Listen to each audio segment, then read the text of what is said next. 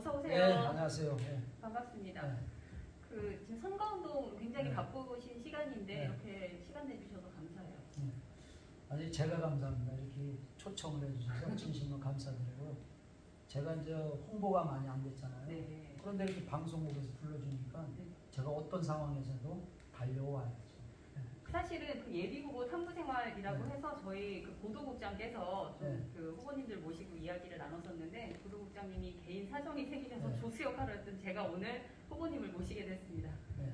잘 좀 부탁드립니다. 보도국장님은 좀 무서울 것 같아요. 근데 저는 그래도 오늘 행복한 것 같아요. 조금은. 네. 감사해요. 네. 제가 이제 사실 후보님에 대해서 잘 몰라요. 그러니까 유권자들을 대신해서 제가 후보님의 어떤 그 일생을 한번 탐구를 하겠다 이런 생각으로 나왔고요. 뭐 자료 조사를 좀 했는데 사실 네. 많이 미흡해요. 그 부분은 이제 이 후보님께서 직접 설명을 해주시면 될 것 같아요. 먼저 첫 번째 질문 드릴게요. 예, 후보님 바보시네요. 예, 바보입니다. 어떻게 바보가 되셨어요? 글쎄요, 제가 왜 바보가 됐는지 몰라도 어느 날 아이들이 저한테 바보라고 그러더라고요. 아이들이요. 네, 제가 가르쳤던 아이들이 선생님 학생 바보? 이렇게 하더라고요. 아, 학생들이 지어준 거예요? 네, 그래서 엄마 그게 무슨 뜻이야? 뭐 그랬죠. 그랬더니 아니 우리 교장 선생님 아니면 그 전에 체육 선생님 그때 보면은 저희들을 그렇게 인상은 무섭지만은 바라보는 눈빛 그것이 자기들한테는 늘 좋았다고 나중에 또 졸업한 제자들도 그런 얘기를 하더라고요. 그래서 아 그래? 그러면 내가 그럼 이번에 교육감 나갈 때 나를 그럼 한번 학생밥을 지칭해 볼까?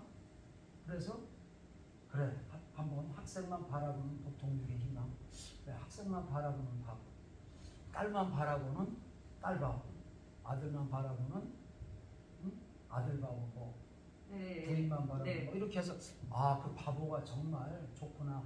우리가 바보라는 그 언감이 조금은 이상하게 들릴 수도 있지만은 우리 아이들이 지어준 호칭 정말 저한테는 딱 정말 이렇게 다가왔다. 그래서 오케이 학생 바보 하자. 학생만 바라보는 학생 바보 김진균 이렇게 네, 또 그 네. 타이틀을 걸고 네. 뭐 현수막 같은 거 걸어놓은 제가 봤는데요. 네.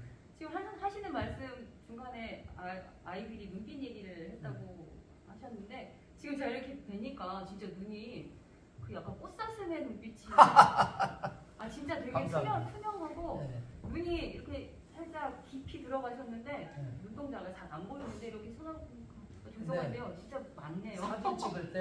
사진 찍을 때 항상 눈을 크게 뜨라 네. 그러더라고요. 근데 눈을 크게 뜨면 이상해져 갖고 그렇게 해서 인상이 되더라고요. 네.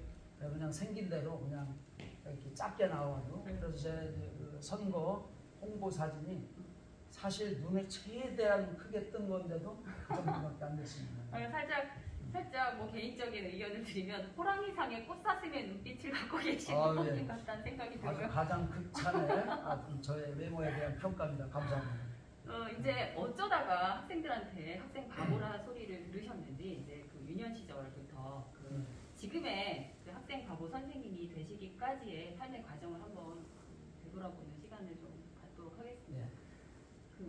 태어나신 건 어디서 태어나신 거예요? 제가 이제 청주시 사창동 305번지에서 태어났습니다. 305번지. 그래서 지금 뭐 제가 설명하면 좀 아실 수도 있겠어요. 네. 어디냐면 저 사창동 옛날에 충청일보 사옥이 있었어요. 사창동에 알아요. 중앙여고 맞은편 쪽에. 알아요. 지금 SK 건물이 있는데 옆에. KT인가? KT 그 근처인데요. 충청일보 뒤쪽에 초가집이 있었습니다. 초가집 그 건넌방에서 제가 그때만 해도 이제 대부분 3대가 살고 아니면 더해서는 4대도 살고 하는데 저희 할아버지 할머니 또 아버지 어머니 또 큰아버지 큰어머니 저희들까지 대가족이 살았던 그런 제가 문간방에서 태어났다고 그러더라고요. 네. 아니 그 대가족이 그 당시에 모여서. 예. 뭐 옛날에는 이제 우리가 농경사회이다 보니까는 그래도 다 이제 한집안이. 요즘으로 얘기하면 진짜 어마어마한 대가족이죠. 거기에서 태어났습니다. 사촌. 그러면 뭐 그렇게 유복한 과정은 아니셨겠네요. 어떠셨어요? 아니 뭐 경제적으로는 조금 어려움이 있어도 어떤 그 마음만큼은 상당히 유복한 거죠. 그 대가족의 그 어떤 할아버지 할머니 또 큰아버지 큰어머니 또 아버지 어머니한테 사랑을 받고 네. 자랐으니까 그것보다 더 행복한 게 없습니다. 요즘엔 상상할 수도 없는 가정 예, 그런 어떤 그렇죠. 구성이에요. 네, 지금 맞습니다. 대단하시네요. 그러면 그쪽 사창동 일종의 그 지금으로 말하면 차도남이셨네요. 그 차가운 도시의 남자래. 그래요? 차도남이? 차도남. 아니 아, 여기 네. 이제 네. 예비 후보 탈구 생활에 출연하셨던 다른 후보님들 다 시골 출신이시라. 그렇죠. 유일하게 도시 출신이세요. 그때만 해도 이제 그 우리가 청주가 무심천 서쪽으로 아니 동쪽으로 네. 거기가 이제 중앙동 쪽이죠. 거기가 이제 조금 부촌이었었어요.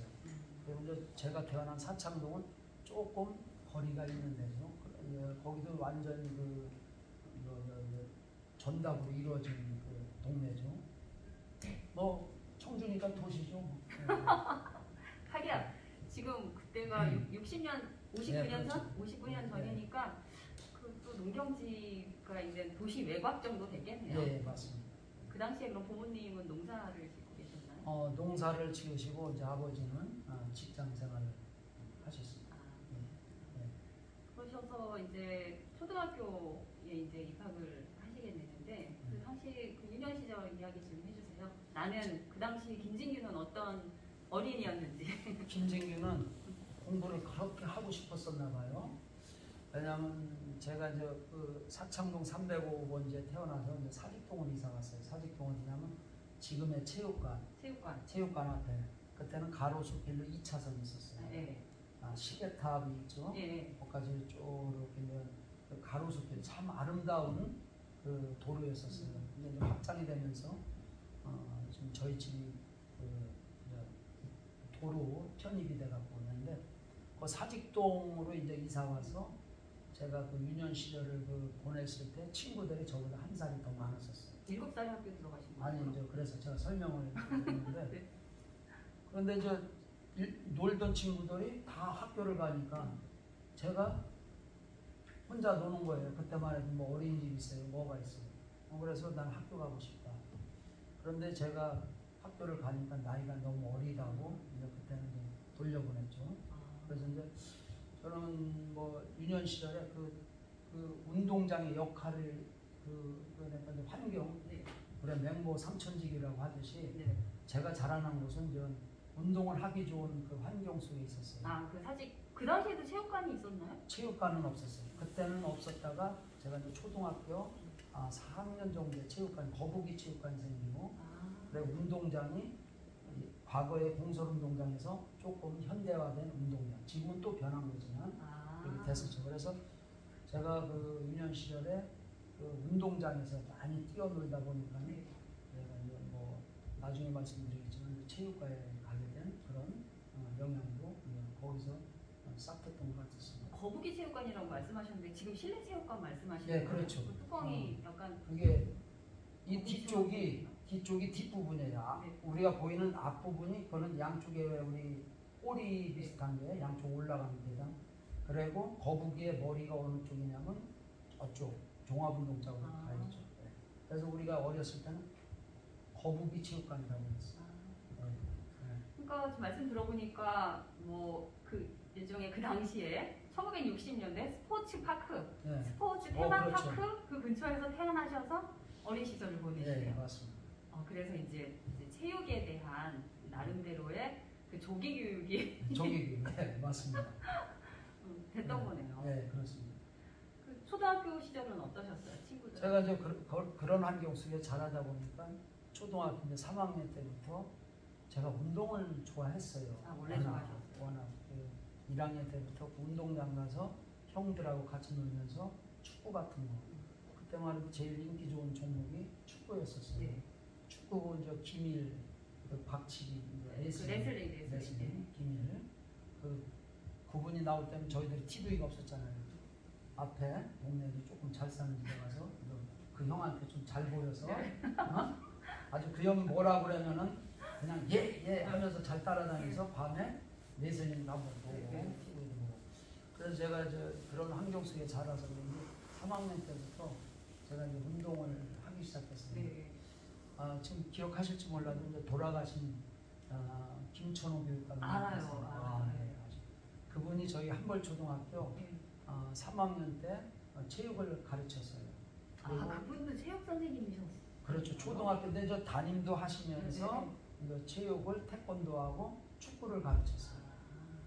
그렇게 저희 4학년 올라갈 때 그분이 이제 다른 곳으로 이제 전근을 가셨죠. 네.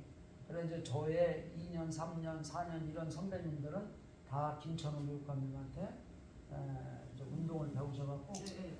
거기에서 뭐 마상현이, 이동준이 또 최윤비 이런 국가대표들이 이제 축구 국가대표들이 나오고 네. 완전 태권도 국가대표들이 나오고 이제 축구로는 최순호 선수가 유명해졌죠. 최순호 선수. 명문학교네요. 그렇죠. 한벌 명문학교죠. 우리 이제 최근에 또 이번에 윤석열 정부에서 네.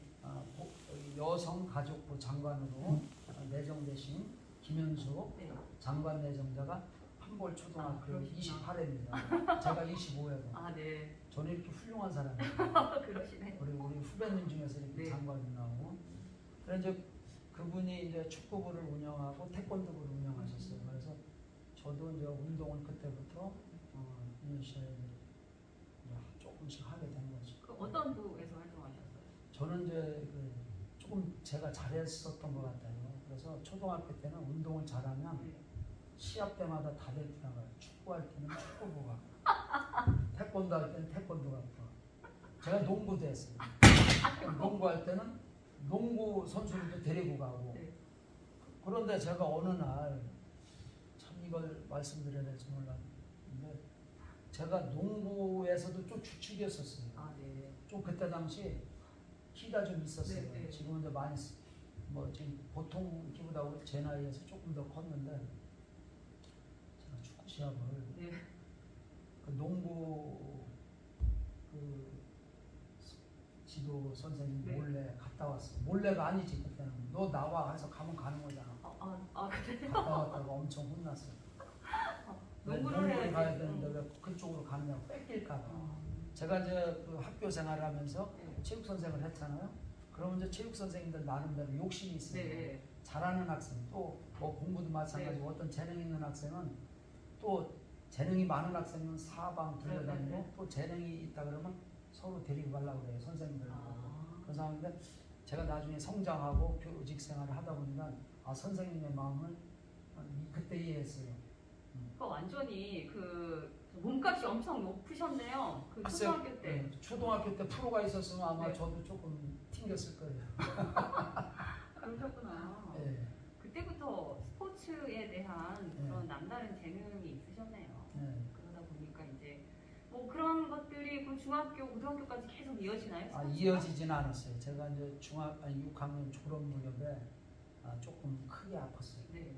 그래서 체육을 못할 정도로 조금 이제 아픈 적이 있어갖고 그냥 일반 진학을 했죠. 제가 그때 이제 그때는 이제 6학년 때 축구를 했었기 때문에 지금에 얘기하면 이제 아마 대성중학교를 갔었어야 될 거예요. 대성중학교가 축구를 좀 하는 데죠? 전통 있는 학교죠. 대성중학교, 고등학교가 그때 청주상구에 있었지만 그런데 제가 그걸 못하고 물론 태권도도 같이 청도관에서 무심천 건너에 청도관 있어요. 우리 이제 지금 뭐 태권도를 잘하는 그 원로 분들은 청도관 또 상무관 출신이시거든요. 청도관이 체육관 이름이에요? 네, 그렇죠. 그때는 이런 개인 체육관이 없었어요. 거기 이제 돌아가신 정갑자 순자 그분이 이제 우리 충북 태권도 대부님이신데 그분이 거기 이제 관장님이셨죠. 근데 조금 일찍 고인되셨죠. 그분한테도 이제 배우고 하여튼 저는 운동을 밥 먹는 것보다 운동하는 걸 더 좋아했으니까요. 1년 시절에. 그러다 보니까 저한테는 저도 모르게 이제 오버페이스가 걸린 것 같아요. 그리고 또 먹는 거는 네. 그때 현찬았었잖아요. 여러 가지로. 라면 먹고 뭐 마라톤하고. 라면만 해도 최고죠. 라면이 없었죠 그때는. 라면이. 그래서 그렇게 하다가 일반 학생으로 청주중학교에 진학을 하게 됐습니다. 네. 그러면 뭐 그 초등학교 때 그 뭐 발군의 실력을 발휘했던 스포츠 어떤 그런 역량이 네. 이제 공부에 투입이 됐었겠네요. 중학교 때는. 공부에 투입이 됐었어야 되는데 그 에너지가 그대로 또 가더라고. 중학교 조금 좋아지니까 네. 그때만 해도 뭐 학급 대항, 네. 학교 대항 이런 시합이 있었어요. 그러니 뭐 내 축구 뭐 얼마나 잘해. 네. 항상 그쪽에 모든 그 학창 생활이 관심이 가 있는 거예요. 그래서 옆 학급이라든가 다른 학교하고 이렇게 학교 대항 축구를 또 이제 친구들 뽑아서 그때만 해도 이제 네. 짜장면 얘기를 많이 했었죠. 네. 네.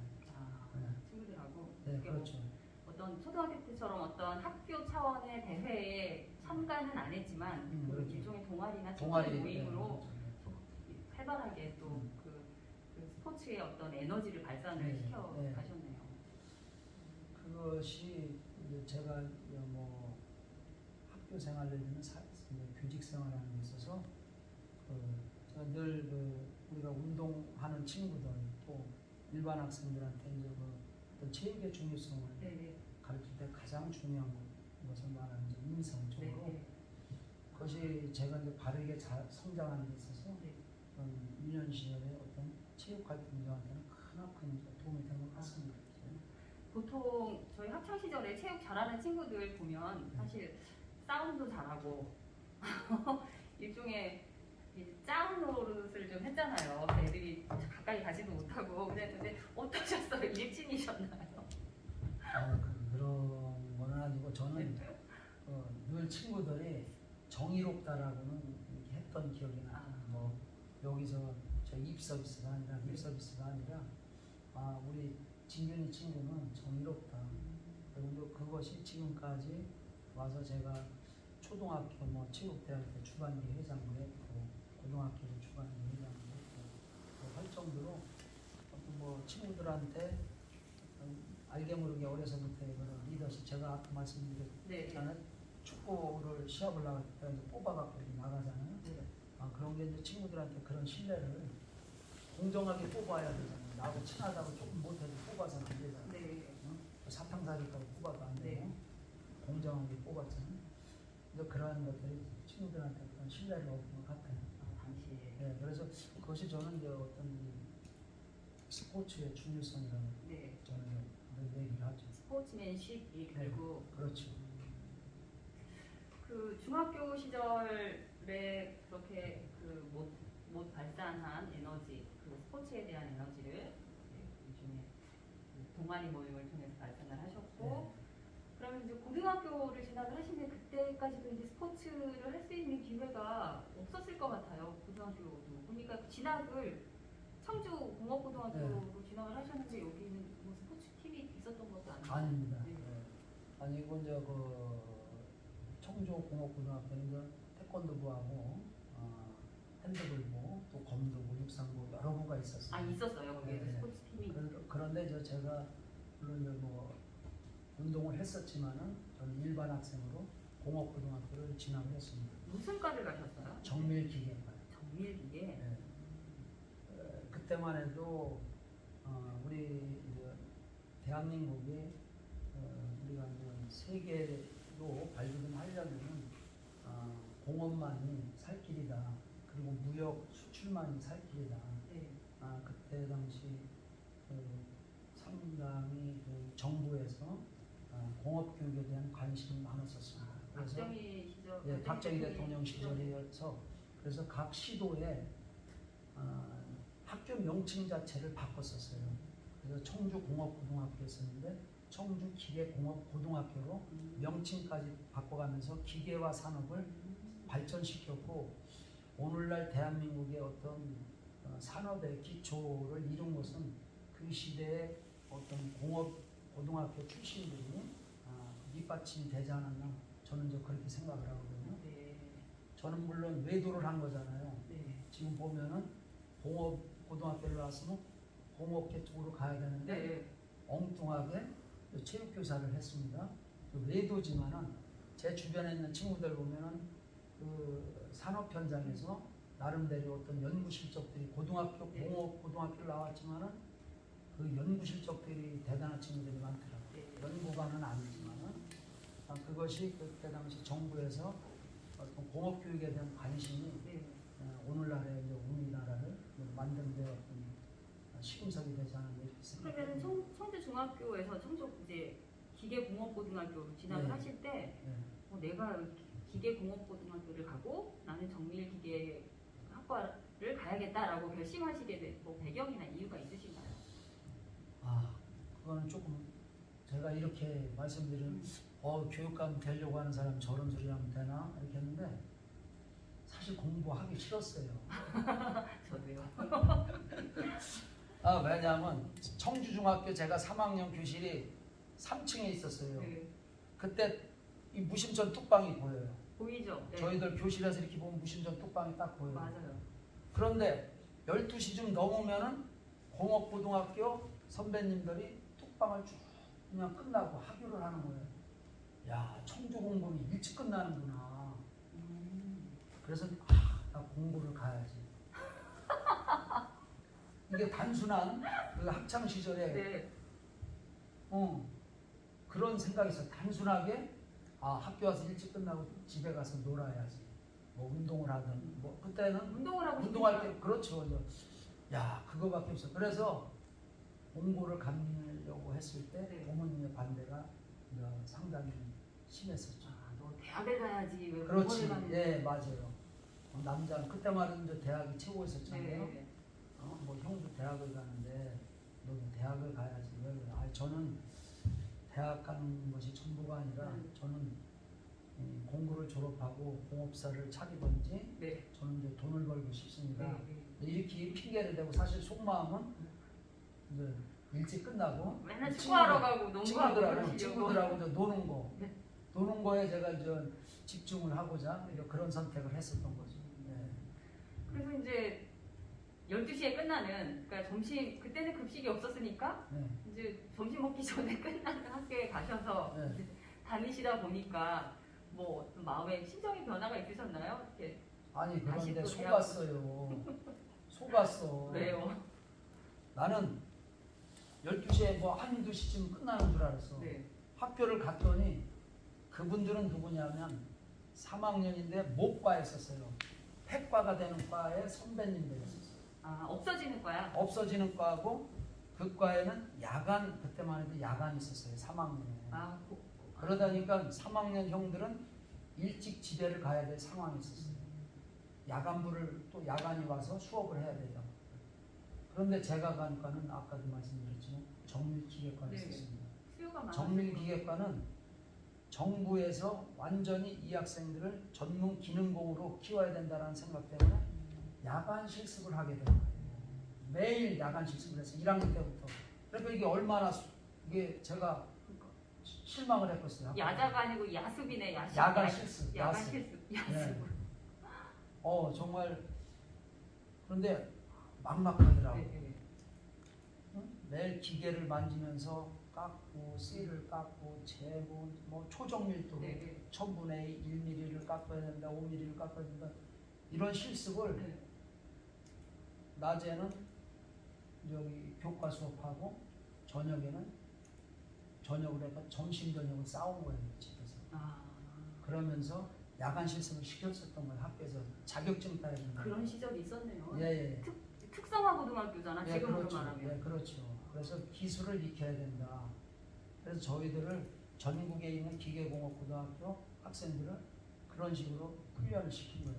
네. 그래서 현장에 가서 정말 기술을 발휘할 수 있는 어떤 그 기초가 된 거죠. 네. 그쪽 분야도 뭐 실력이 또 남다르시겠네요. 4년 동안 갈기 잡으셨으면. 아니 그런데 저한테는 너무 안 맞았어요. 그래요. 네, 제가 내가 여기를 다녀야 되나? 그러면서 이제 2학년 때 좀 방황했어요. 네. 나는 이거 실습하기 싫은데, 응? 내가 아니구나. 부모님 말 들을 거야.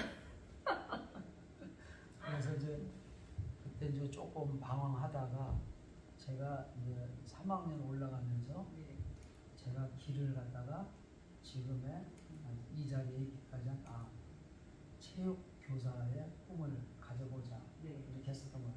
3학년 때? 3학년 때. 그런데 선생님들은 전혀 이게 생뚱맞은 놈 아니에요? 그렇죠. 어. 산업 일꾼이 돼야 산업 되는데. 일꾼이 돼야 되는데 또 하나 우리가 그때 당시 체육과를 가려면은 고등학교 때 기본적으로 운동을 했어요.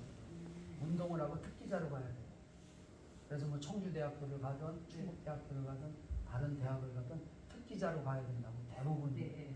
일반 학생은 별로 뽑질 않았어요. 이게 체육과에서. 네, 체육과에서 50%를 뽑는데 저는 일반 학생으로 간다니까는 담임 선생님이나 그때 당시 체육 선생님이 어려운데 안 될 건데 이렇게 했었죠. 그리고 제가 그때 당시 우리는 예비고사 시절이잖아요. 네. 예비고사를 볼 만한 우리 교육과정이 편성이 안 돼 있었어요.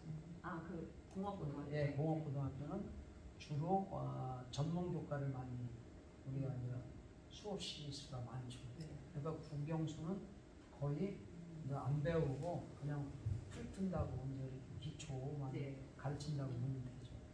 그래서 그때 당시 지금 저 우리 청주에 유명한 학원이 두 군데가 있었어요. 청일학원, 제일학원. 혹시 아시는지 모르겠어요. 네, 저도 제일학원 다녀봤어요. 재수할 때. 재수할 때. 네. 그래.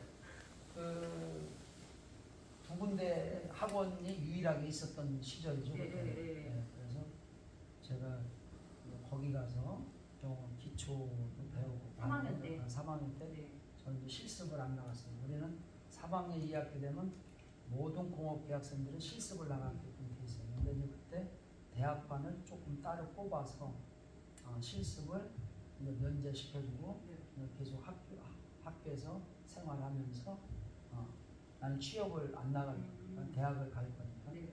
그래서 좀 어렵게 충북대학교 체육과에 입학을 하게 되었습니다. 그러니까 고등학교 때부터 뭔가 좀 남다른 학생이셨어요. 보니까. 남다른 건 아니고 말썽 피웠죠.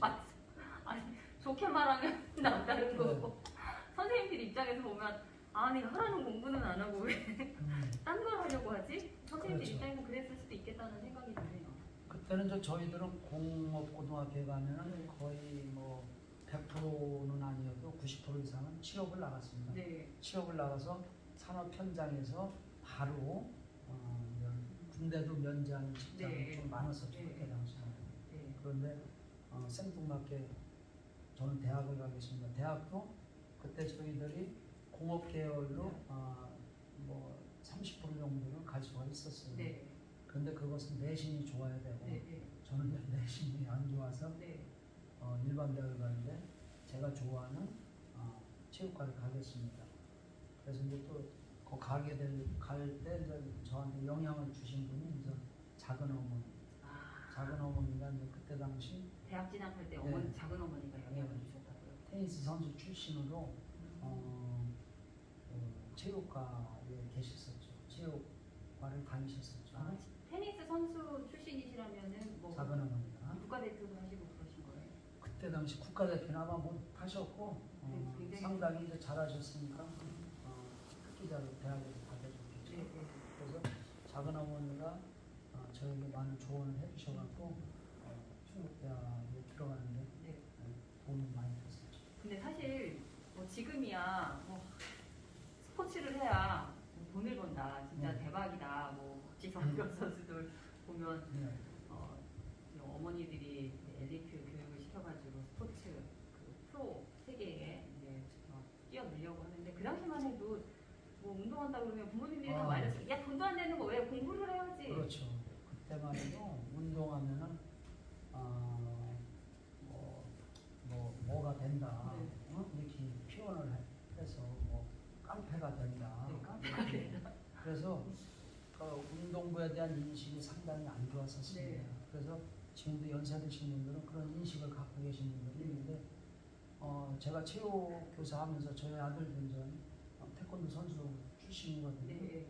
저는 아까도 얘기했지만 이 운동을 통해서 내가 꼭 그 종목의 국가대표가 되는 것이 1번이 중요하지만 그 다음에 따라오는 여러 가지가 많다. 우선 기본적으로 인성이 바르게 성장할 수 있는 그 생활 속에서 운동하는 생활 속에서 익혀져요. 그래서 그런 인성적인 부분이라든가 또 사회성, 상대를 배려하고 또 상대와 어울릴 수 있는 그런 사회성이 네. 운동을 통해서 그런 것 같아요. 알게 모르게 생겨나요. 맞아요. 네, 그래서 저도 이제 우리 아들을 제가 아빠가 운동을 이렇게 체육 교사를 하지만은 못했으니까 넌 한번 운동으로 네가 좋아하니까 운동을 좋아하니까 네. 한번 태권도 선수 해봐. 그래서 이제 대학까지 태권도 선수 생활하다가 네. 엉뚱한 뭐 직장 생활 하는 거죠. 네. 그러니까 보니까 운동을 하면 일단 극기, 자기를 이기는 극기 네, 그렇죠. 능력도 좀 단련이 되는 것 같고 양보할 줄도 알고 또 배려하게도 되고 사실 네. 운동 경기 하다 보면 이기기도 하고 지기도 하잖아요. 아 그럼 그러니까 그것을 존중하는 거예요. 네.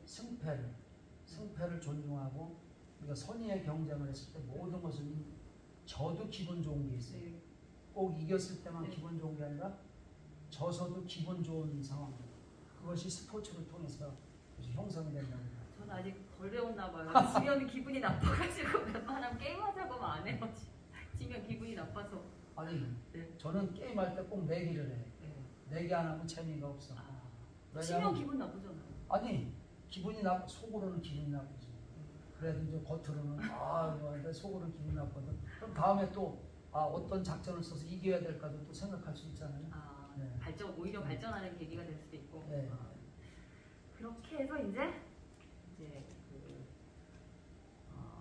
부모님의 반대를 무릅쓰고 작은 어머니의 어떤 지도 편달을 받고 충북대학교, 네. 사범대학교 체육교육과에 이제 입학을 하셔서 선생님의 이제 길을 걸어가시는데 그 선생님이 되는 게 사실은 쉽지는 않은 길인데 어떻게 사범대학교 체육과가 다른 과도에 있는데 굳이 사범대학교를 가신 이유? 별도에 그냥 체육과도 있잖아요. 저는 그때 그러니까 조금은 깨어 있었던 것 같아요. 그때 이제 대학을 이제 청주대학도 있고 충북대학도 있고 다른 대학도 있잖아요. 그런데 그때만 해도 국립대학교 사범대 출신들은 졸업만 하면은 교사 발령을 성적순에 의해서 그 당시에는? 네, 우리 임용고사라는 게 없었어요. 아, 그런데 이제 청주대학교라든 사립대학은 네. 그분들은 사립고등학교를 가든 사립학교를 가든 공립을 가든 임용고사를 봤었어요. 사립. 그러니까 우리가 육군사관학교, 공군사관학교, 해군사관학교처럼 군인이 되는 데 있어서 그분들은 졸업만 하면 장교의 길을 걷듯이 네. 우리 그때만 국립사범대 출신들은 네. 졸업만 하면 교사의 길을 걸을 수 있도록 물론 성적순에 의해서 발령은 이제 순서가 있지만 네. 이게 나갔어요. 그래서 제가 고등학교 졸업하면서 우리 은사님 한 분 중에서 또 그 실력이면은 이 대학은 못 가니까 이 대학 가라 이렇게 하더라고요. 그래서 제가 좀 선생님 저 떨어져도 재수를 하더라도 이 대학 가면 제가 또 가서 공부를 해야 되잖아요. 교사가 되기 위해서는 저는 이쪽에 한번 가고 싶습니다. 그래서 발령과 동시에 이렇게 교사가 되는. 네. 그래 그럼 한번 봐. 떨어져도 한번 봐. 그래서 했는데 뭐 이거 합격을 하게 된 거죠. 물을 좀 드셔도 네. 돼요. 그러니까 사실은 대학 입학 이퀄 취업 보장 이런 그렇죠. 상황이었는데 그 그렇죠. 당시만 해도. 국립대는 그렇습니다.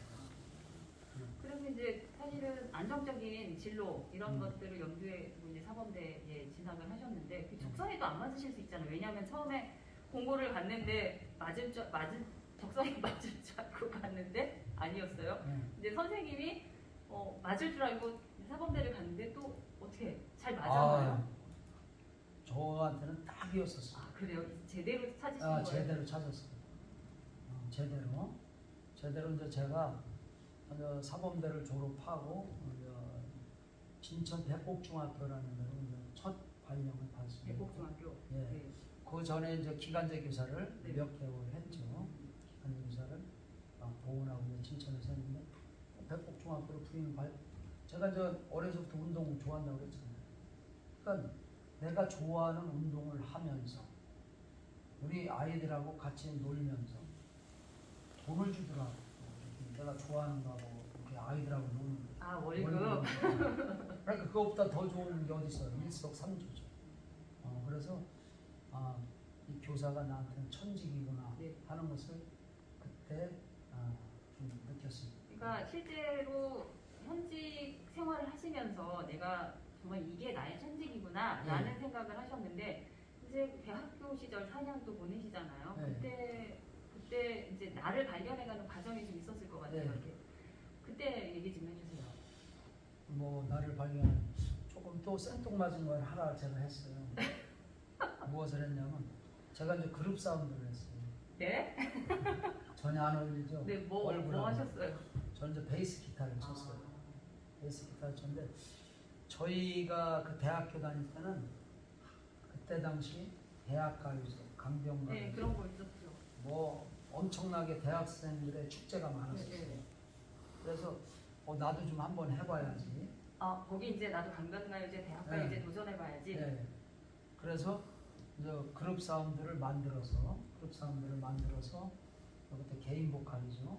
개인 보컬을 만들어서 이제 연습을 하기 시작했어요. 그냥 우리 이제 친구들끼리 만나서 이제 장소는 그 지하실을 얻어가고 그러면 이제 그 악기 같은 걸 살려면 어떻게 했어요?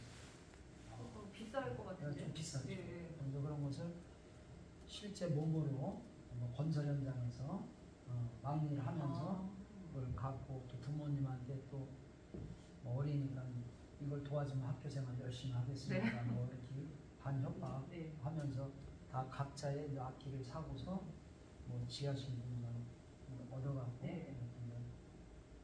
2년 동안 언더에서 언더그라운드 밴드를 언더그라운드 밴드를 했는데 대 나갈 때마다 다 떨어졌어요. 예선 탈락. 예선 탈락? 그때는 충북 지역 예선 탈락이 되죠. 그렇죠. 대학가요제 본선을 진출하기 위해서 충북에서 한 번 하고 대전에서 한 번 하고 이렇게 했었어요. 그때 MBC 대학가요제입니다. MBC 대학가요제죠. MBC 강변가요제도 있고. 이래 저 대상곡이 뭔지 아세요? 제2에게? 잘 나어터케. 나우. 서울대학교 샌드페블주의 나어터케가 제1회 MBC 대학가요제 대상이에요. 나어터케 이 노래요. 그것 때문에 이 대학교에 그룹 사운드 열풍이 일어난 거예요. 그래서 우리도 한번 대학생활을 멋있게 해보자. 친구들끼리 이렇게 합의를 한 다음에 그룹 사운드를 만들었어요. 만들었는데 뭐 실력들이 제대로 있어요. 저희들은 학교 정규 보컬이 있어요. 소용들이라고 충대는. 그리고 청주대학교는 샌드페블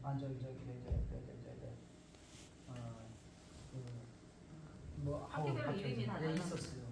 우리 이제 우리 충북대학교 소용들이는 이제 김범용이라는 분이 제일 유명하죠. 그 출신. 근데 저는 거기에 들어갈 실력이 안 됐어요.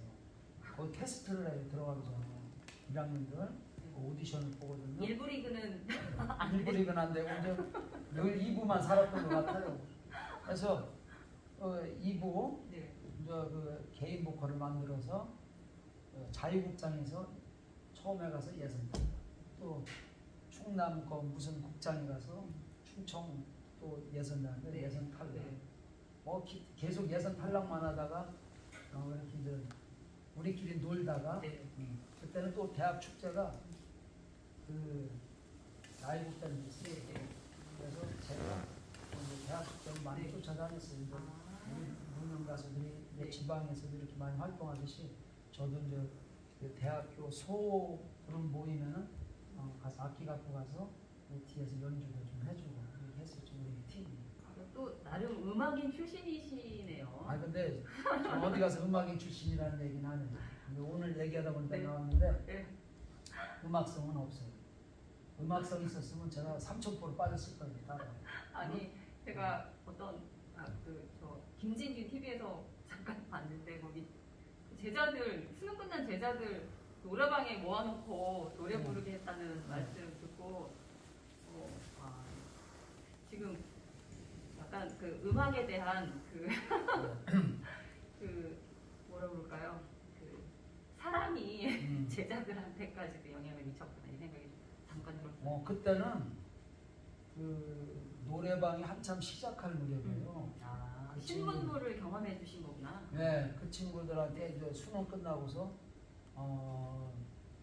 야 니들 어디로 와? 농수산물 시장 앞으로 와. 그때 청주시에서 제일 큰 소나타 노래방이 있었어요. 네. 그 이름 지금도 생각나요. 네. 거기에 40명 정도가 들어가요. 그런 그 이렇게 거기 사장님을 제가 잘 알았거든요. 그래서 요거 좀 몇 시부터 이렇게 운대를 한다고. 그래서 학생들은 좀 니들 고생했으니까 스트레스 풀어라. 그래서 네. 수능 보고 그 다음날 다 데리고 갔죠. 남학생들 술 안 주고 네, 네, 저만 이제 옆방에서 먹었어요. 체육 선생님이셨는데 음악 선생님 역할까지 네. 다양한 영역으로 확장을 하셨고 네. 아까 다시 교사 시절 얘기로 네. 돌아가 볼게요. 백곡중학교에서 교사 생활을 이제 시작하셨고 올해 2월 28일 날 네. 그렇죠? 2월 28일 날 공명중학교 교장 선생님으로 이제 네. 교직을 퇴직을 하시는데 33년간 교직 네. 생활을 하셨어요. 되돌아보면 어떠세요? 네, 제가 이제 그 교직 생활을 하면서 되돌아봤을 때 좀 아쉬운 점이 더 많죠. 제가 어떤 상황에서 어떤 학생한테 조금 더 이런 배품을 더 해줄 것, 또 사랑을 더 줄 것, 이런 아쉬움들이 많이 있었던 것 같아요.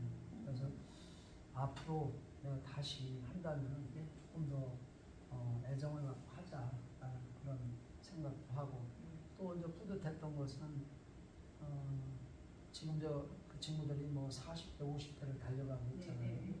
그 친구들이 바르게 성장해서 훌륭한 사회인으로 사회 구성원으로서 각 자기가 머물고 있는 곳에서 이렇게 각자의 역할을 잘 해주고 그걸 봤을 때 내가 또 잘 가르쳤구나. 네. 여기에도 이제 한 명 있었던 걸로 알고 있어요. 저 MBC에도요? 네. 누구죠?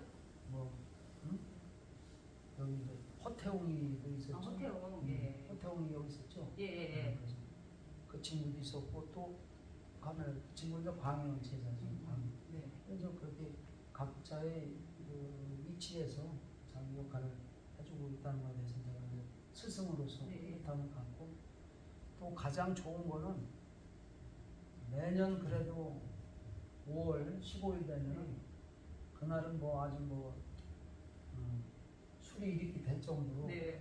애들하고 먼저 뭐 딱 15일이 아니라 고주에 토요일 날은 네.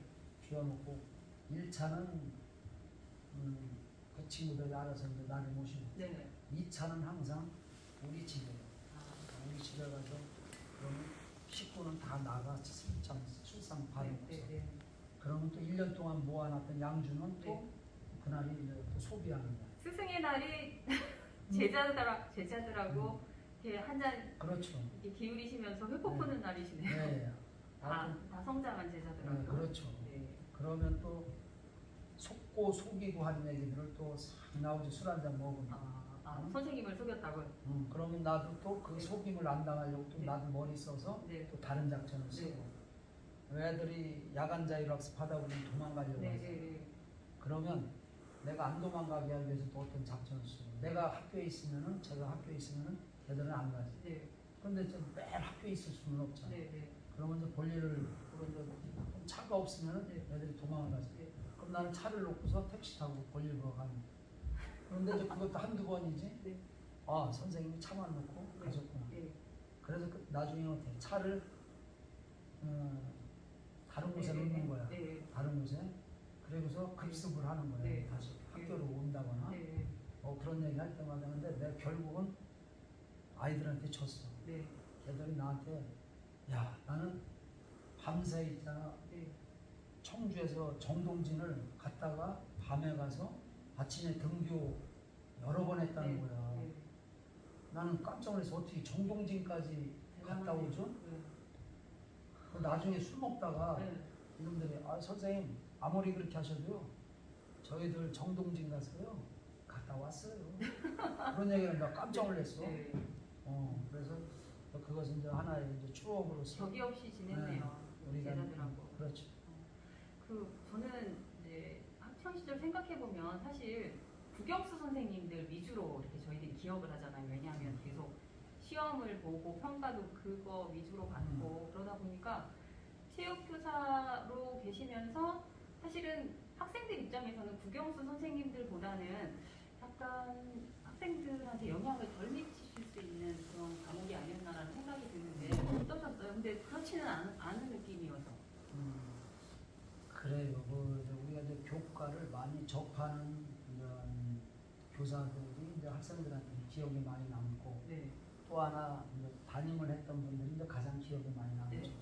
그래서 제가 지금 얘기하는 친구들은 이제 담임했던 친구들이고 또 일반 그 다른 데가 담임을 하지 않았던 친구들은 네. 지금 말씀하신 대로 그런 쪽에 더 가까울 수가 있죠. 네. 근데 이제 이 일반 다른 반 학생들이 저를 기억하는 것은 무섭다. 꽃사슴의 눈빛이신데. 근데 그 친구들은 이제 많이 접하지 않은 거죠. 네. 근데 제가 담임했던 학생들은 이제 사적인 만남이 많다 보니까 네. 우리 선생님이 그러니까 무섭지가 않구나. 네. 겉으로는 무서운데 무섭지가 않구나라는 네. 것을 느낀 거죠. 왜냐하면 네.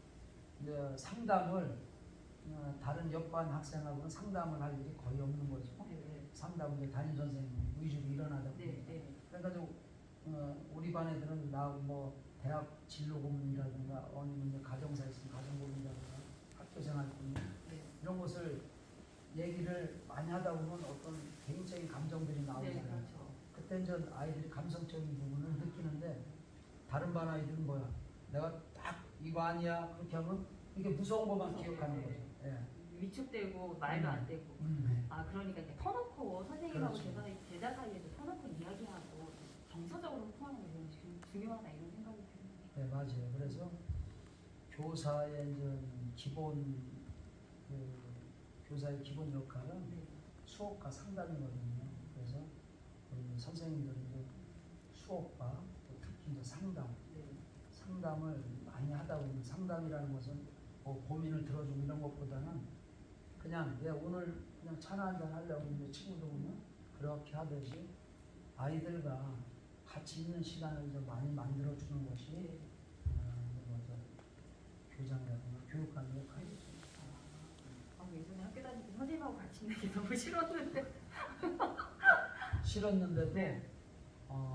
저는 선생님들이 자주 학생들을 대해야만 그 아이의 어려운 부분이라든가 또 힘든 부분 이런 것들을 알고서 말이라도 위로의 말 한마디 해주는 것으로 그 학생이 틀려질 생각이. 어디 또 이제 자료를 보다 보니 그 고등학교 3학년 담임을 하셔서 입시를 앞둔 고3 수험생들을 담임을 하셨던 그런 적이 있으셨더라고요. 근데 그거 보고 보통 국영수 선생님 위주로 담임 선생님 배정하는데 고3은 체육 선생님이 담임이 되셔가지고 어떻게 대학 그 진로 상담하시는데 어려움이 있지 않으셨을까 이런 생각도 좀 해보고 한편으로는 대단하시다. 체육 선생님이 고3 담임을 하실 정도면 보통이 아니시다. 이렇게 두 가지 생각이 들었거든요.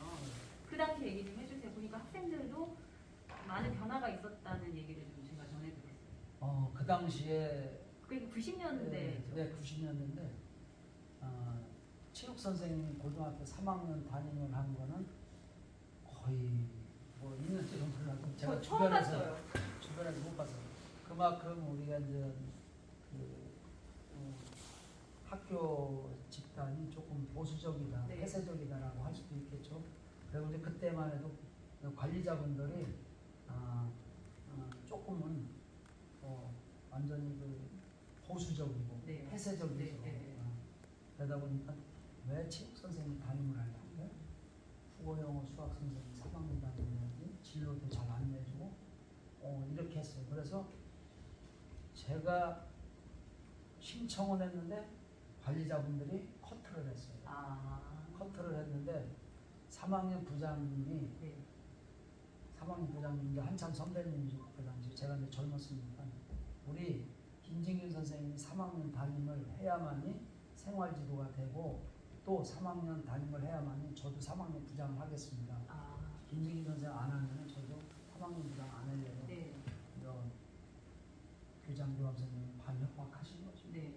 그래서 이제 제가 이제 3학년 담임을 그 상황에서 하니까 저한테는 얼마나 또 부담이 가겠어요. 그래서 우리 이제 교과의 편견을 없애야. 근데 요즘은 뭐 서로 시키려고 그래요. 체육 선생님은 워낙 활동적이다 보니까. 근데 그때만 해도 그런 상황이었기 때문에 교과의 편견을 이건 없애야 된다. 그러면서 학부형들이 저희 반 학부형들 몇 분이 학교를 전화를 한 거예요. 왜요? 왜 체육 선생님이 우리 아이 3학년 담임을 하느냐. 학부모님들이 저항하셨네요. 저항이라기보다는 조금은 우려스러운 목소리로 이제 이렇게 전화를 했었죠. 네. 그래서 이제 부장님이나 이제 이런 분들이 열심히 잘할 겁니다. 네. 이렇게 했었던 네. 것을 저한테 얘기를 하더라고 말씀하시더라고요. 그래서 내가 이렇게까지 해야 되나 그래 한 번 더 열심히 해보자. 그래서 저는 교직생활에서 코피를 처음으로 한 번 흘려봤어요. 3학년 담임하시면서. 담임하면서. 네. 와 진짜 열심히 하셨나 봐요. 제가 우리 그때 대학 입시 안내 책자가 이런 게 있어요. 네. 그거는 뭐 외우다시피 뭐 외우지는 못하도 계속 매일 보는 거야. 이 학생이 우리 심리자님이 이 학생은 어디를 가야 되나 그럼 얘 맞는 거를 내가 이제 찾아보는 거야. 미리 적당히 이제 성적을 이렇게 대략적으로 3학년 말에 가서 이 정도 될 것이다 하는 것을 갖고서 이제 내가 찾아보는 거야. 네. 지금만 해도 뭐 부모들이 다 이제는 대학 입시는 부모님들이 하지만 그때만 해도 담임 선생님의 역할이 컸어요. 네. 매일 그렇게 하다 보니까 그래 나름대로 또 긴장하니까 정말 피가 나더라고요. 그 튼튼한 체육 선생님이 담임을 하시면서 코피를 흘렸어요. 그때만 해도 날로 다녔습니다. 네. 제가 날로 다니는데 이렇게 코피가 나더라고요. 그 정도로 이제 열심히 해서 뭐 성과라는 것은 아이들이 만족하고 원하는 대학을 가면은 네. 그것이 이제 입시를 저는 잘했다 보거든요. 네. 그래서 나름대로 그 친구들이 가서 지금도 만나고 이렇게 하는데 다음에 3학년 다닐 때 교장 선생님 네. 저 안 할래요. 너무 힘들어서 안 한다. 아니 안 하는 게 어디 있느냐고. 아니 그래 이 양반들이 나를 또 안 하면 뭐 한다고 뭐 또 반협박식을 하셨는데 네. 그래서 내일이 3년을 했어요. 그 학교에서. 그 학교에서 3년 하면서 네. 다른 학교로 전년에 가게 됐죠. 네. 만기가 됐어요. 네. 아마 그 학교 5년 있었으면 5년 내내 했을 것 같아요. 그러면 그 학교에서 3학년 담임하실 때 또 그 학교가 그 일반 그 예술고예요? 외국어 고등학교였는데 또 외국어 쪽으로 안 가고 선생님 따라서 또 진로를 바꾼 친구들도 있다고 들었어요. 이제 몇 학생이 있는데 특히 이제 뭐 우리가 대학을 뭐 무역학과 나와서 무역업을 하는 것도 아니고 네. 경영학과에서 경영하는 거 아니지만 외국어 고등학교에 이제 특성화 고등학교에서 다른 저처럼 공업고등학교에서 체육학을 가 체육 선생님 어느 날 4월 달쯤에 네. 새 학생이 왔어요. 네. 선생님, 저희도 체육과 가겠습니다. 체육교과 가서 선생님처럼 체육 선생님 되고 싶습니다. 이렇게 한 거야. 그래서 인마 니들이 무슨 체육과를 가 안 돼. 니들 저기 딴 데. 아닙니다. 저희들 할 수 있습니다. 그래? 그래서 어떻게 좀 해달라는 거예요.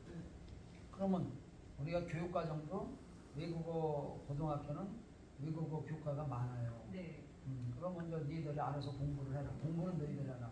선생님이 해줄 수 있는 것은 어느 대학에 이제 체육과 가는 것을 제가 그 정보를 갖고서 기초 훈련을 시켜주는 거죠.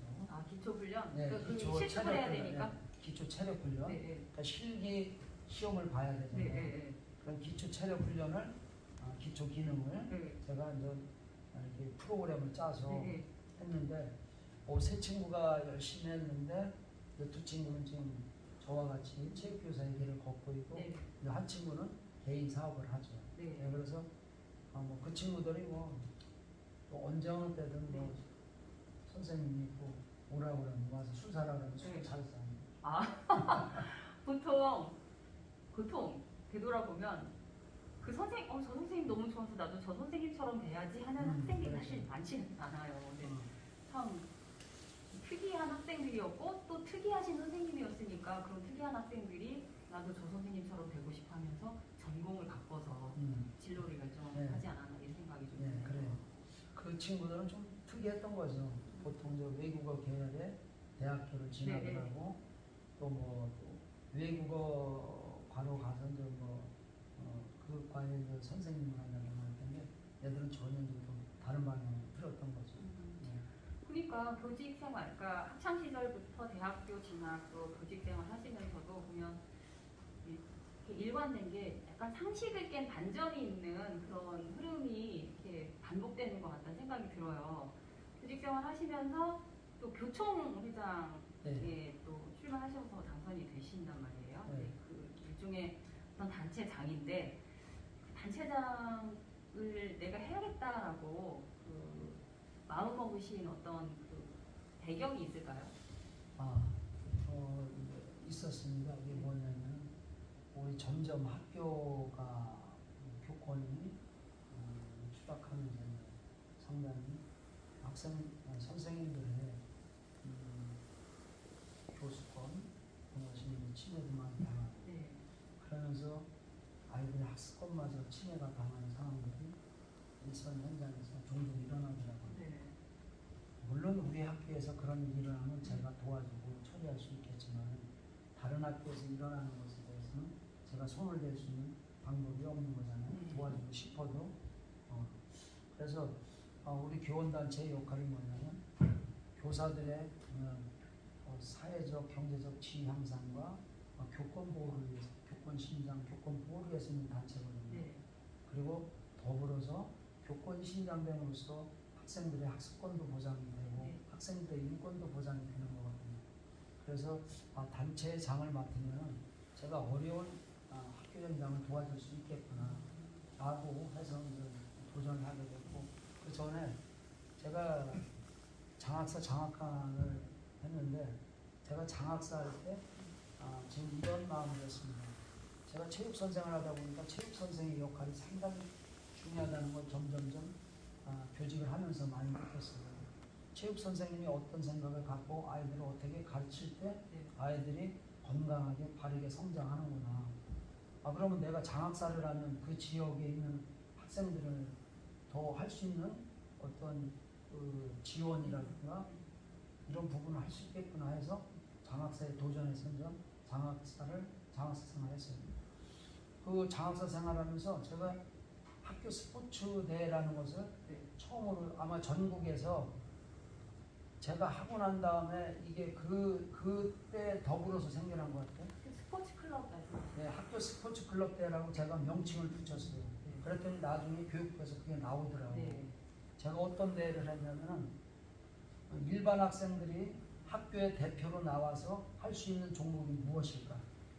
늘 우리가 체육대회 하면은 잘하는 학생, 또 그 학교에 엘리트 선수들만 나오는 거잖아요. 그러면 우리가 일반 학생들이 내가 평소에 집에서 혼자서 연습한 줄넘기더라고요. 줄넘기? 예. 누구나 할 수 있는? 누구나 할 수 있고 혼자 열심히 하면은 대표로 나올 수가 있는 거예요. 네. 그래서 줄넘기 대회를 만들어 보자. 그래서 줄넘기 대회를 만들었어요. 네. 어떤 걸 했느냐? 한 번 넘기를 하는 거예요. 한 번 넘기 하잖아요. 한 번 넘기. 쉽지? 네, 쉽잖아요. 네. 쉬운데 이것을 1분에 몇 번 넘기냐? 한 번 더. 그런데 자기가 노력에 의해서 이루어지는 거야. 누가 가르쳐 주지 않으면 할 수 있는 거야. 두 번 넘기. 두 번 넘기는 한 번에 몇 회를 하느냐? 그건 조금 어려워요. 네, 두 번 넘기. 체력 향상에 전신 운동에 엄청나게 도움이 됩니다. 이거를 했더니 호응이 좋았어요. 그러니까 학교에서도 특별한 선수가 아니라 선생님들이 야, 니들 줄넘기 대회가 있으니까 나올 사람들은 예선은 거쳐야 되죠. 적당히 학교에서 아니면 뭐 신청 없으면. 근데 호응이 좋았어요. 또 하나 이걸 만들었어요. 피구대. 우리 전 피구 기자님들 하죠. 저도 피구 하죠. 했죠. 네. 했는데 다른 학교랑 대회 해본 적 있어요? 아니요. 제가 그걸 만들었어요. 피구 대회. 피구 대회를 만들었는데 아주 여학생들은 난리예요, 난리. 정말 무서울 정도로 학교 대항. 그러니까 이제 학교에서 나름대로 교내대를 이런 체육대항 피구가 전통적으로 맞아요. 그럼 거기서 뽑아서 왔을 거 아니야. 그 학생들이 A 학교, B 학교를 대회를 하잖아. 정말 난리예요. 이거 한번 맞으면요 죽음이에요. 네. 그래. 그렇게 하면서 학생들이 뭐냐면 애교심이 생겨요. 그리고 또 학교에 대해서 뭐 일탈하려고 하는 그런 마음도 없어지고. 그래서 바로 이제 제가 교총을 회장으로 그런 의미에서 제가 교총 회장을 하면은 학교에 어려운 상황이 다른 어려운 네. 상황이 있을 때 그런 일을 할 수 있고 그래서 사실 교총 회장하면서 좀 많이 일했어요. 네. 뭐 자화자찬은 아니지만 하셔도 됩니다. 기본적으로 교권 3법이라는 것을 국회에서 통과시켰습니다. 네. 물론 저 혼자의 힘이 아니라 한국교총과 전국 17개 시도교총이 협력해서 네.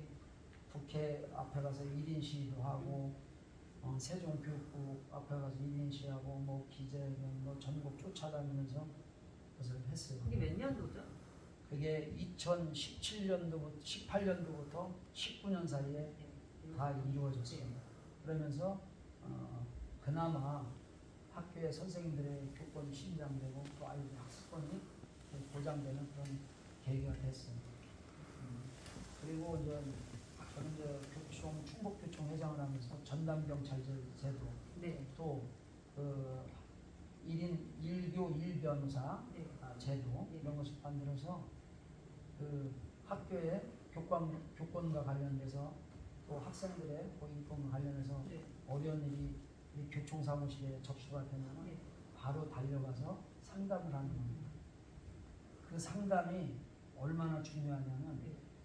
내가 일이 터지면 나 혼자라는 생각에 불안하고 초조하고 이상한 생각까지 뭐 심지어는 할 수 있는 거예요. 네. 그때 따뜻한 말 한마디 괜찮아. 내가 옆에 있잖아. 이 한마디가 중요하거든요, 사실은. 그래서 저는 늘 시군 회장단 협의회를 하면 네. 내가 늘 강조를 해요. 학교에 전파를 해서 그런 사안이 있으면 바로 즉시 우리 교총사무실로 연락을 달라. 그러면은 바로 즉시 달려가서 선조치를 하겠다. 그 역할이 상당히 중요하다. 혼자가 아니야. 그렇지. 혼자가 아니고 또 사건이 확산되는 것을 네. 최소화시키고 네. 그리고 갈등이 증폭되는 것을 네. 또 최소화시키면서 가해자 피해자는 늘상 있잖아요. 네. 그것을 서로 감정의 싸움이 번지기 전에 네. 그것을 봉합할 수 있는 것, 대화를 할 수 있는 그런 것을 갈등 조정 중재 역할까지 그런 것도 그래서 저는 많이 했습니다. 그런 것을 그래서 어떤 선생님이 이런 전화를 받았을 때 네. 정말 감동스러웠는데 30년 동안 교총 회비만 냈는데 네. 내가 왜 이걸 왜 냈나 이런 생각을 했었대요. 네. 그런데 그 선생님한테 정말 어려운 순간이 다가왔었어요. 네. 승진 자격 대상자로서 승진도 해야 되는데 엉뚱한 사고가 터지는 거예요. 학생 부모로부터 엉뚱한 오해를 받아서 이 선생님이 경찰에 조사를 받게 됐다고 경찰에서 연락이 온 거예요. 네. 그러니까 이 선생님이 불안한 거예요. 내가 뭘 잘못했지? 이런 일이 있어. 난 아닌데 그래도 경찰에 와서 조사를 받고 이렇게 조사를 기본적으로 3번은 가야 돼요. 그럼 무섭죠. 선생님들. 그럼 선생님들은 네. 무서워요. 특히 여선생님 같은 경우는 그때 접수가 됐어요. 뭐 교육청 얘기했더니 뭐 적당히 합의 봐라 뭐 이렇게 하는데 자기는 뭘 잘못했는지도 모르는데 합의라는 게 왜 나오느냐. 그러다 돌고 돌아서 우리 교총으로 연락해서 그때 제가 바로 사무총장님 전담경찰에 제청까지 보냈어요. 5번을 해결해줬어요. 밤에 늦은 시간인데 죄송하다고 조금 전에 경찰서에서 연락이 와서 아무 일 없다고 연락이 와서 회장님 정말 고맙다고 이런 얘기를 들었을 때 그래서 제가 뭐 회장님 뭘 도와드려야 돼요? 당신이 겪은 그 얘기를 다른 선생님들한테 얘기해서 회원 확보 좀 해줬습니다. 요새는 회원이 안 들어와요. 그러니까 그 어떤 영향력을 좋게 이제 확대시키는 그런 역할들을 이제 교총 회장을 하시면서 시도를 하셨고, 그러다 보니까 한편으로는 그때 교총 회장 하실 때 교육감을 내가 한번 해봐야 되지 않을까라는 그런 생각이 좀 딱 트지 않았을까 싶은데 어떠세요? 그럴 수도 있겠죠. 주변에서도 또 그런 말씀들을 해보고 현장을 좀 잘 아는 사람이 교육감을 해야 되지 않느냐 그런 얘기를 저는 사실 많이 들었어요. 물론 뭐 대학 교수님들 이론적으로 훌륭한 교육적 이론을 갖고 계시지만 현장을 이해 못하고 현장을 잘 알지 못하고 현장에 맞지 않는 정책을 내놨을 때 그것은 곧바로 아이들한테 피해가 가지 않느냐. 네. 그렇기 때문에 현장을 잘하는 그런 공간을 해야 되지 않느냐. 그런 얘기를 그때 많이 들었죠, 사실. 네, 그런데 뭐 몇 년 전부터 들으신 거네요. 그런데 제가 그때만 해도 뭐 정년도 사실 뭐 7, 8년 남았고 뭐 지난 2월 28일 나올 때 3년 6개월의 정년을 남기고 나올 정도로 좀 젊고 했었기 때문에 아니다. 그건 아니다. 라고 거부를 했었죠. 네. 그러다가 이제 뭐 오늘날 이렇게 됐습니다. 그러니까 결정적으로 출마를 결심하시게 된 계기가 있으셨나요? 계기는 지난 선거에서 제가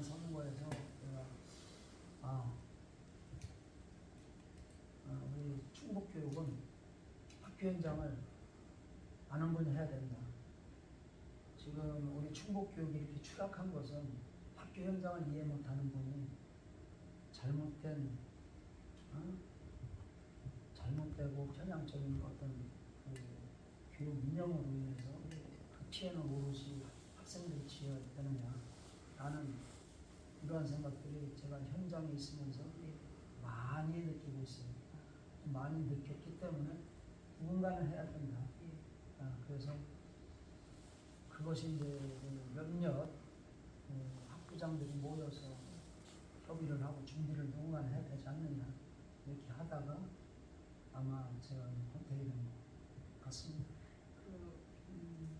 지금 후보님이 진단하시는 충북 교육의 현실은 어떻다고 보세요? 저는 암담하다고 보고 있습니다. 암울하죠.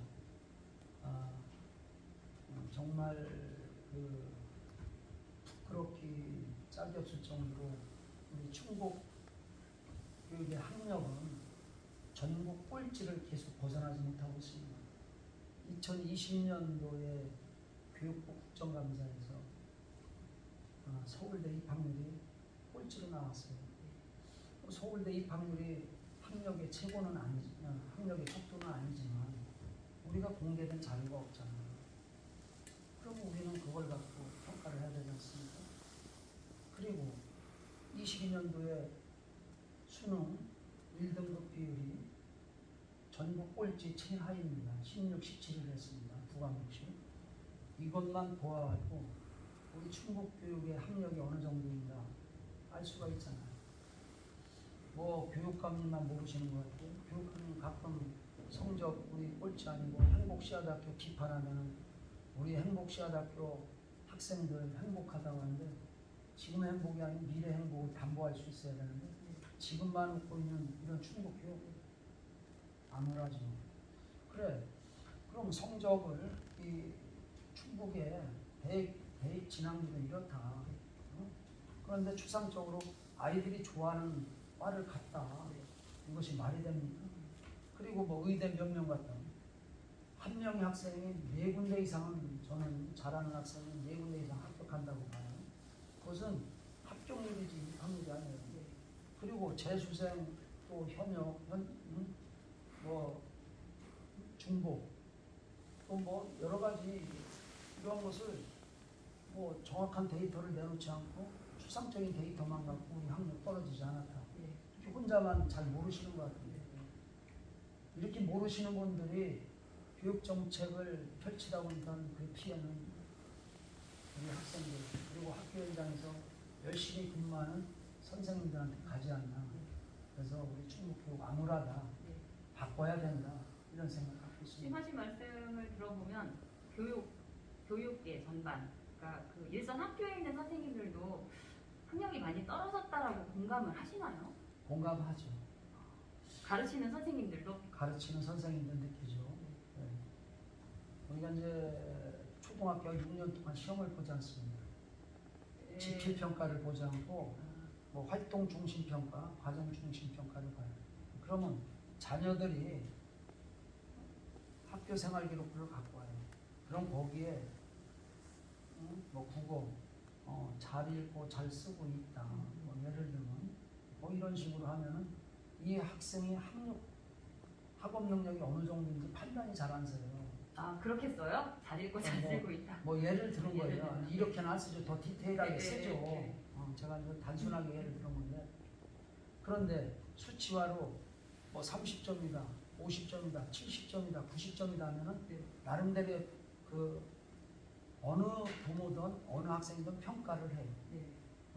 그렇기 때문에 내가 90점이다 그러면 내가 이제 학력이 그래도 조금 괜찮구나, 조금 더 한번 열심히 하면 100점도 맞을 수 있구나, 70점 맞은 학생 내가 생각했는데 나는 더 잘할 수 있는데 이거 ಬೇಕು 이거 열심히 하면 50점, 아이고 나 이거 못하네, 긴장을 하죠. 30점, 아이 큰일 났네. 이 사람은 적당한 긴장을 해야만 발전할 수가 있어요. 근데 우리는 그러한 것이 없어요. 2년 동안. 그리고 제가 전면적으로 내세운 공약 중에 하나가 자유학년제, 고교학점제 재검토예요. 자유학년제는 교육부에서 시행하는 국가교육정책이라 제가 폐지는 못하지만 내실 있게 운영한다고 얘기를 하는 거예요. 또 중학교 올라와서도 시험을 안 봅니다. 시험을 안 보니까 내가 어느 정도인가를 알 수가 없는 거예요. 중학교 1학년 자유학년제 말씀하시는 예, 거죠? 예. 그래. 그때도 똑같이 초등학교처럼 마찬가지예요. 그러니까 시험을 안 보니까 학생들이 학력에 관심을 안 돼요. 학습 능력이나 이런 거에 관심을 안 주다 보니까는 안 되겠다. 그래서 이거는 내실 있게, 그리고 진로 탐색의 시간을 많이 갖고 있지만은 그냥 일시적인 견학 형태로 이루어져요. 네. 그냥 훑고 지나가고 어디 농장에 가서 훑고 지나가고 또 어디 공장에서 훑고 지나가고, 이것을 조금 더 내실 있게 탐색함으로써 아이들이 자기 진로에 대한 진정한 고민할 수 있게끔 운영해야 되는데, 우리는 뭐 형식적으로 이것을 전면적으로 재검토해서 내실 있게 운영하자. 네. 제가 이렇게 듭니다. 그래서 제가 공명중학교 교장하고 청중학교 교장할 때 1학년들 평가를 봤어요. 총괄평가. 아 원래는 시험이 없는 건데. 없는 건데 네. 제가 보자고 했더니 일부 선생님들이 이거는 학교장이 결정하면 됩니다. 그리고 선생님들이 생각하기에 학생들한테 이것이 피해가 간다면 보지 않아도 됩니다. 제가 그랬어요. 저희들 학생들한테 필요하다. 그리고 내가 평가 문제를 내면서 선생님들도 한번 내가 잘 가르쳤나, 또 이 문제가 중요하고 이것은 꼭 알아야 되는구나라는 피드백을 하잖아요. 네. 그냥 활동 중심 평가를 하다 보면 아이들의 성장하는 모습은 볼 수 있지만 그냥 지나가는 부분들이 상당히 많아요. 네. 현실적으로. 그래서 시험 문제는 단순히 학생들의 학력을 측정하는 것도 있지만 선생님들의 내가 가르친 부분에 대해서 한 번 더 피드백하면서 자기 반성의 시간도 가질 수 있다고 나는 네. 보는 거예요. 네. 그래서 봤어요. 네. 그랬더니 제일 좋아하는 게 학부형님이에요. 학부모님들이. 좋아하죠. 네. 왜? 얘를 미리 하는 거야. 네. 얘들의 학력을 알으려면 그 내년도 4월, 5월 가야지 알 수가 있어요. 네, 네. 그러면 빈긴 겨울방학 때 우리 아이의 학력을 알므로써 집에서 너 이런 공부 좀 해야 되겠다, 이런 공부 좀 해야 되겠다, 독서 좀 더 해야 되겠다. 네. 부모가 코칭을 할 수가 있어요. 잔소리가 아니라 코칭을 할 수가 있어요. 너 이렇게 성적을 보니까 조금 부족한 것이 많다. 얘들을 서열화시킨 게 아니야. 네. 시험을 봐서 시험 점수만 알려준 거야. 이것이 평가의 역할이에요. 그리고 선생님들의 역할이고 학교의 역할이란 말이야. 네. 그런데 이것을 7년 동안 안 봐. 이 사람들은 이거 문제가 있는 거 아닙니까? 나중에 중학교 2학년 가서 그때 잡으려고 하면 네. 그 시간이 길어진 만큼 병이 있는 시간이 길어진 만큼 치료 시간도 길어지는 겁니다. 네. 병을 빨리 진단해서 네. 빨리 치료할 수 있도록 빨리 치료가 되듯이 우리 학력의 진단도 빨리 알아서 얘에 맞는 맞춤형 교육을 함으로써 이 학생이 성장할 수 있는데 더 많은 도움을 주는 겁니다. 네. 교육 현실을 진단해달라고 말씀을 드렸는데 진단을 하시면서 자연스럽게 이제 공약 부분을 이제 말씀을 해주셨어요. 네. 지금 진단평가를 이제 도입을 하겠다라는 네. 그 이미 발표하신 공약 사항에 대해서 얘기를 좀 해주셨는데 그 이외에도 혹시 대표 공약으로 좀 추진하시는 게 있으면 잠깐 몇 가지만 더 소개해 제가 이제 주시죠. 고교학점제 네. 전면 재검토입니다. 이제 학교 현장을 모르시는 분들은 우리 이제 후보님들 말씀하시는데 그분들은 처음에 찬성을 했어요. 그랬다가 얼마 전에 다시 전면 재검토한다고 했어요. 바로 이것이 중요한 겁니다. 학교 현장을 모르고 정책을 내는 것은 제가 누누이 말씀드리지만 그 피해는 오로지 학생들한테 됩니다. 지금 충청북도 교육청에서 우리 충청북도 고등학교 선도지역으로 정해서 고교학점제를 시행하고 있어요. 그런데 대입하고 전혀 맞지 않아요. 문재인 정부나 윤석열 정부에서 정시 확대를 요구했습니다. 고교학점제는 개인 선택 중심 교육과정으로 학생들의 특성을 고려한 또 학생들이 진로에 대한 어떤 과목을 할 것인가에 대한 그 과목을 존중해 주는 거거든요. 그렇기 때문에 대입에서는 그 과목을 그 학생을 뽑을 때 무엇을 뽑겠어요? 성적이 나온 것을 뽑는 것이 말은 뭐냐면 수능입니다. 그렇기 때문에 고교학점제의 취지에 맞지 않는다고 제가 얘기하는 거는 결국은 아이들이 교과를 선택할 때 뭐냐 수능에 나오면 교과를 선택하게 돼 있습니다.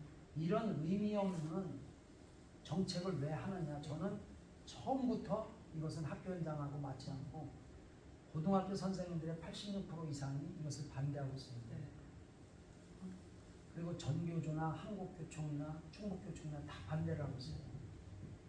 이것은 여러 가지 문제점이 동반되기 때문에 아직은 시행해서는 안 되고 25년부터 시행하려면 우리 충청북도도 더 수정하고 보완하고 타시도 아니면 교육부에서 내려오는 그 재검토해서 25년도부터 시행해도 될까 말까인데 왜 미리 하는지 모르겠습니다. 이게 이제 교육부 정책이다 보니 2025년에는 시행이 되는데 그렇죠. 그 전에 2025년까지 차근히 준비를 해서 좀 성공적으로 정착을 시켰으면 좋겠는데 너무 급히 시행을 하다 보니까 25년도는 아마 될지 안 될지 지금 확실하지 못하는데 지금 윤석열 정부에서 고교학점제를 재검토를 지금 논하고 있습니다. 교육정책 그러기 때문에 이것이 진행이 될지도 모릅니다. 그런데 우리는 지금 진행하고 있습니다. 안 됐을 때는 어떻게 됩니까? 지금 배우는 애들. 그럼 다시 원점으로 돌아오면 얘들한테는 뭐 지나간 시간은 되돌려지지 않습니다. 제가 바로 그런 것을 현장을 모르는 사람들이 교육의 수장이 떴을 때 나타나는 문제점을 말씀드리는 거예요. 이제 지금 현실 진단을 통해서 이런 그 공약들을 이제 발굴을 하셔서 내가 교육감이 되면 이제 시행해보고 싶은 정책들이신데 이제 이런 걸 정책을 시행을 하시려면 이제 사실 후보가 돼서 당선이 되셔야 되는데 지금 현 김병훈 교육감님은 이제 출마를 이제 하실 거고 그 나머지 세 분의 후보들의 단일화 여부에 다들 관심을 갖고 계시더라고요. 어떻게 진행이 되고 있나요? 저는 항상 열려 있습니다.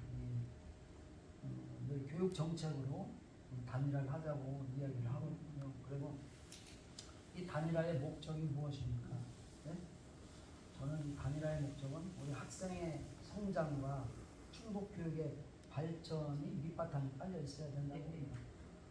단순히 네가야 이게 아니라 그래서 우리가 이것이 학생들의 성장과 충북 교육의 발전을 위해서 필요한 정책인가를 우리 한번 논해본 다음에 합시다. 저는 이러한 제안을 늘 하고 있습니다. 그래서 토론 한번 하셔야겠네요. 곧바로 여기에서 MBC에서 해주시면은 나와서 우리 정책 토론을 한 다음에 어느 후보가 우리 충북 교육에 우리 충북의 학생들한테 거기 이익이 되느냐 이런 것을 한번 해보고 싶습니다. 그래서 저는 바로 우리 두 후보님들한테 단일화에 대한 어떤 정책을 통해서 논의를 한 다음에 한번 해보자 이것을 제안할 것입니다. 이미 예비후보 탐구 생활에 이제 다녀가신 윤건영 후보님, 예비후보님하고 심의보 예비후보님께도 상대 후보에 대한 그런 견해, 평가에 대해서 좀 여쭤봤는데 우리 후보님께도 좀 여쭤볼게요. 그 윤건영 후보님과 심의보 후보님 어떻게 평가하시는지? 두 분 다 훌륭하십니다. 대학에서 오랫동안 근무를 하시고 후학을 양성하셨는데 네. 그 부분에 대해서는 제가 존경하고 뭐 또 교육 이론적으로 상당히 네. 밝으신 분들이라 이후 충북교육에도 큰 어른으로서의 역할들을 하시지 않을까 저는 이렇게 생각합니다. 그렇게 생각하시고. 네. 네, 뭐 저희 또 김영우 그 교육감께서 예비후보 등록하시면 또 모셔가지고 지금 말씀하셨던 그 현실 지금 충북 교육의 현실 진단하신 그 네. 날카로운 비판에 대해서 또 반론을 들어보는 시간을 또 네. 가질 예정입니다. 마지막 질문이 될 것 같은데요. 지금 학생만 바라보는 학생 가부 김진균을 만든 인생의 멘토가 있을까요? 저는 이제 인생의 멘토는 늘 저는 우리 이제 부모님 제가 이렇게 자라오면서 제 1년 시절을 같이 좀 반전이 좀 많았죠. 네. 반전이 많았을 때마다 그래도 자식이라고 믿고 지지해주고 제가 대학교 다닐 때 이제 좀 악기를 사는데 이제 돈이 없잖아요. 네. 뭐 건설 현장에 가서 베이스 기타 사셨어야지. 하는데 아니 생뚱맞게 음악도 잘 못하는 네가 무슨 거라고 그래서 제가 이제 때까지 대학교 열심히 다닐 테니까 이것 좀 해보고 싶다고 네. 이렇게 했을 때 믿어주시고 또 어떤 그런 환경을 만들어주는 것이 다 우리 부모님들이 그러한 역할을 해주셨기 때문에 그리고 늘 저에 대해서 한 번도 잊지 않으신 적이 없어요. 제가 콩으로 파수로 매주를 쓴다고 네. 자꾸 생각했는데 그 정도로 네. 그래도 믿으셨던 네. 그분들이 저의 가장 큰 멘토가 아닌가 네. 이렇게 생각합니다. 나를 변화시킨 좀 책이 있을까요? 감명 깊게 읽었던 책? 저는 이제 저는 시중에 네. 이렇게 나와 있는 책은 아닌데 교육학 개론? 아니 갑자기 생각나는 우리 세종대왕에 대한 어떤 소통적 리더십에 대한 네. 제가 이제 지금 책 제목이 안 나는데 네. 저는 그 책을 상당히 감명 깊고 우리 세종대왕 하면은 우리 대한민국의 국민이라면 누구나 다 존경을 네. 하죠. 근데 제가 이제 특히 세종의 이제 창조 리더십이라는 아마 책인 것 같은데 그 책 제목이 이제 정확하게 뭐지? 제가 그것을 숙지를 한번 했어요. 그 세종대왕 시절이 인재가 가장 없었다고 하더라고요. 인재가. 그런데 우리가 지금 보기에는 인재가 가장 많다고 생각이 네. 그런데 인재가 많았던 시절에는 오히려 선조 시절이라고 해요. 선조님 때 우리 세종대왕 때 있었던 그런 분들 뭐 박연이라든가 황이라든가 네. 이런 분들이 또 우리가 장용실 네. 이런 분들이 개인의 능력은 그렇지 않았었다고 해요. 그 책을 보다 보면 그런데 그것을 믿고서 세종대왕이 너는 할 수 있어 라고 믿어 주었기 때문에 그분들이 그러한 역량을 발휘할 수 있는 토대가 됐고 오늘날 세계에서 그 시절 네. 과학기술 문명이 조선 시대에 세종 때가 가장 그 세계에서도 발명품이 가장 많을 정도로 네. 그런 시절이었었다고 해요. 선조 시대는 훌륭하신 분 이순신도 있었잖아요. 또 율곡, 이양, 태기 이런 분들이 따지면 얼마나 훌륭한 학자면 훌륭한 우리 장군으로서 많았었는데 인재 활용을 있어서 상대를 믿지 못하고 상대 갖고 있는 잠재적 능력을 발휘하지 못하게끔 환경을 만들어요.